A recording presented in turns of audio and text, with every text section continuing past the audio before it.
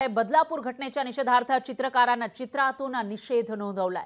सोलापुरातील चित्रकार सचिन खरात यांनी एक चित्र रेखाटलेलं आहे आणि ती जी घटना घडली होती त्यावरून त्यांनी निषेध नोंदवलेला आहे। चित्राच्या माध्यमातून फाशीच्या शिक्षेची मागणी त्यांनी केली आहे। कलाकृती साकारण्यासाठी सचिन खरात यांना 4 तासांचा वेळ लागलेला आहे आणि त्यानंतर त्यांनी या ठिकाणी कलाकृती साकारून निषेध केल्याचं पाहायला मिळतंय। तर बदलापूरमध्ये 4 वर्षांच्या फक्त 3.5-4 वर्षांच्या चिमुकलीवर अत्याचार करण्यात आले होते आणि लैंगिक अत्याचार झाल्यानंतर बदलापूरमध्ये असंतोष पाहायला मिळाला होता। मोठ्या संख्येने जमाव रस्त्यावर आला होता, निषेध करत होता आणि त्या आरोपीला फाशी द्या अशी मागणी करत असतानाच एका चित्रकारानं त्याचा निषेध नोंदवणारं हे चित्र साकारलंय।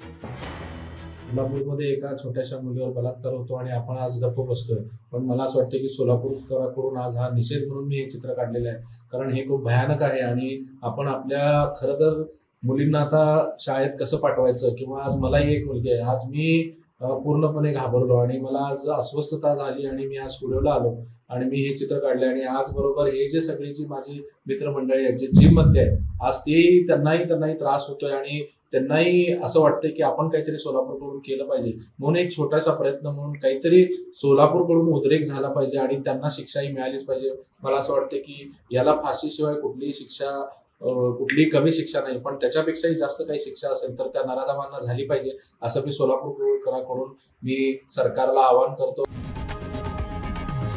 लोकशाही मराठी ऐका, पहा, जागरूक रहा।